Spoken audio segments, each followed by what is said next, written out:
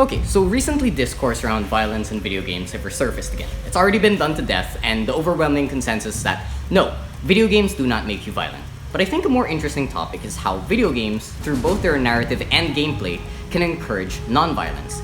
Two franchises that exemplify this philosophy of ludonarrative non-violence include Hideo Kojima's Metal Gear Solid franchise and Toby Fox's Undertale. Despite featuring deep and complex combat systems, both the story and gameplay of these two different franchises emphasize that violence should not be the primary mode of play. I'll be talking about Undertale in part 2 on a later date, if anyone's interested. So let's get first with Metal Gear. The Metal Gear Solid franchise has always been about one thing: tactical espionage action, being able to infiltrate and exit military bases without detection or traces. The game's stories often involve a military operative with the codename Snake to stop a bipedal nuclear weapon called Metal Gear, capable of starting a new world war. This usually involves the protagonist being given a mission to infiltrate and disable Metal Gear alone and without equipment. The rationale behind the one-man approach to the game's story is that Snake is a highly trained field agent known for his work in espionage, and is being sent on a covert mission to accomplish a job only he himself can do. If word gets out about the mission, it could instigate a worldwide war wherein mutually assured destruction is the only outcome. This means Snake canonically does not and cannot engage with enemies head-on. He's one man in a heavily fortified military base. He's not supposed to be completing the mission by mowing down enemies with assault rifles. That's antithetical to his mission. Another thing is that this is coupled with the fact that Snake, unlike other protagonists from other action shooters such as Call of Duty or Battlefield, is weak. Well, comparatively. Snake is still a man, a super soldier in the story of the game, but still a man. Snake also doesn't have backup. The only support he ever gets are intelligence reports through the radio from his unit away from the battlefield. So he has no super healing, he has no reinforcement. If he attempts to engage head-on with enemies, or let alone get spotted, he's going to get an entire base of soldiers armed to the teeth, like he's going against them.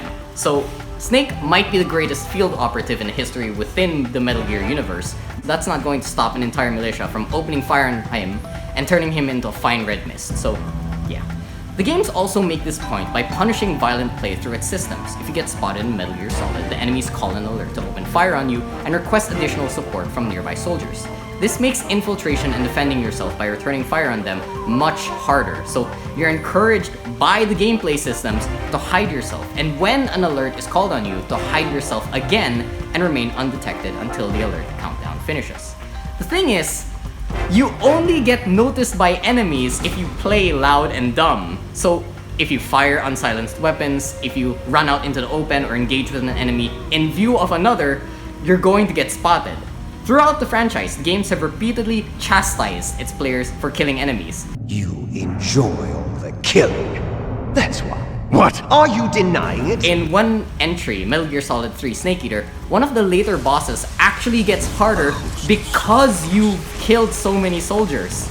The boss enemy called the Sorrow uses the souls of those you killed throughout the game to attack you in his fight.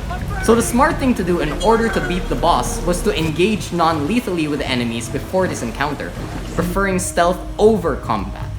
Even in the later section of Snake Eater, where you're tasked to destroy the nuclear mech in a motorized chase sequence, the way you make the game easier is to use the camouflage obtained from non-lethally defeating the previous boss fight with Volgin.